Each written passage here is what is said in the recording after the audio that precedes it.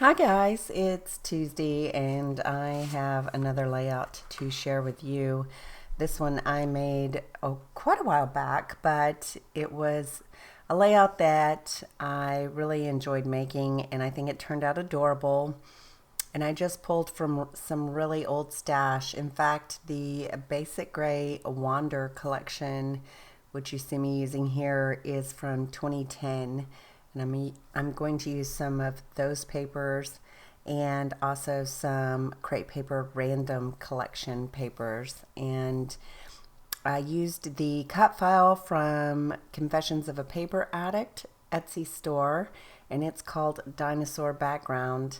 And I am going to use these bits of paper to back the cut file. So this was a layout I made for Matthew, and Matthew is my ex-stepmom's adopted daughter's son. So he's kind of related, but I mean, we're all family, so it doesn't really matter, even though she's my ex-stepmom, but anyway.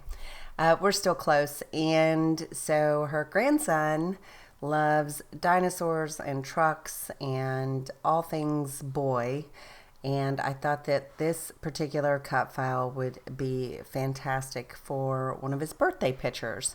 And so I've made several layouts for my ex-stepmom and for her daughter, and they can fight over who gets which ones, but they seem to be enjoying me making layouts, especially for Matthew's third birthday. And I'm going to do some from when he was even younger, but yeah, I'm just kind of enjoying doing some boy layouts lately. I don't ever do boy layouts. Even with Alan, it's kind of hard to do a really masculine kind of layout, so I find it easier to do little boys than I do masculine older men. And I really had fun. I had fun with the colors and I had fun with the cut file. And I really liked that I got to dig into some of my really old Basic Gray. So yeah, hopefully I don't bore you with continuing this cut file. I think I change it over here in just a second, but I've been home for the last couple of days. I just had Christmas and I thought it would be a good time to sit down and edit some videos. We had a fantastic Christmas, and I would say it's one of the best Christmases that we've had in probably 10 years, if not longer. It's just going to be one of those Christmases that goes down in history as super fun and enjoyable. I got him an electronic drum set, which he was not expecting at all. And I got my daughter a bicycle because she's been wanting one for quite a while. And she cried when I recorded the video of her getting it.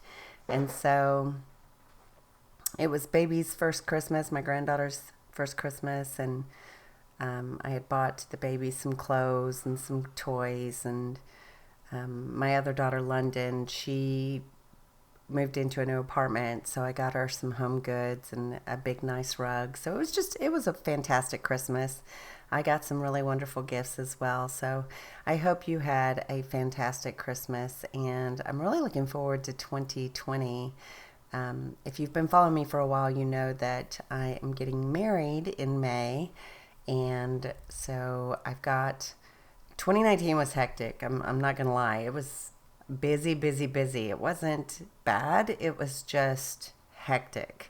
And so I'm glad it is going to be behind me, and I'm looking forward to a little slower pace, kind of reorganizing my work and getting married and enjoying the married life, getting the wedding behind me and just moving forward. So as you can see, I did add some strips of that Wander collection to the right of the layout and trimmed it down just a little bit. And I did use some double-sided foam to pop up the background cut file. And some of those stickers that I'm using there are from that crepe paper random collection. And I want to say it is probably about as old as the basic gray collection. It's not really my style anymore, but it actually worked on this layout, so I thought I would go ahead and use it. So the picture itself is of Matthew blowing out his well, he was about to blow out his candles. He was getting really excited, and I asked him a question, had him turn around and took a picture because I knew he was super pumped about blowing out his candles and eating his cake. So it's an adorable picture, and I'm really excited to get it on a layout. I just backed the photo with some of those same scraps, so nothing new there.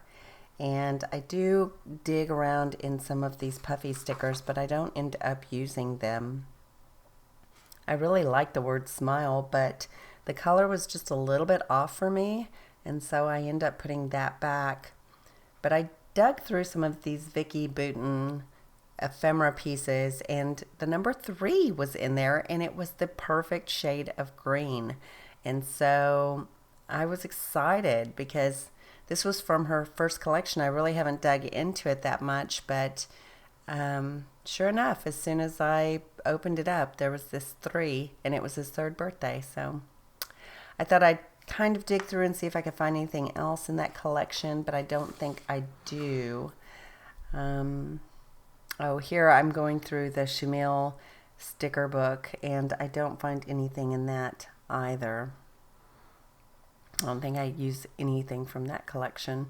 I keep trying to use that collection, and for whatever reason, I mean, it's adorable, but I can't ever seem to get things on a page. So I'm a little frustrated that I haven't found more uses for that particular sticker book. Oh, I do end up taking that XOXO off of the top because I felt like it was just a little bit too contrived with the sticker label on the top and on the bottom and the side strips of paper. So I wanted it to look a little bit more natural, if that makes sense to you, like a little more balanced and not as maybe not balanced, maybe unbalanced is the better term. I wanted it to look a little bit more unbalanced. I'm trying to get the eye to draw all around the layout so that the photo kind of sticks out, but I want you to see the other elements as well.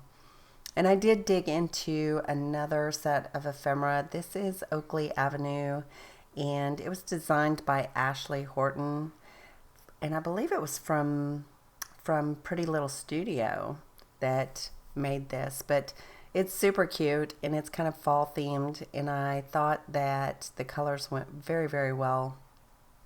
I trim off the word you, and you can't tell that it was even trimmed off because I did not want the you and me. I just wanted love you.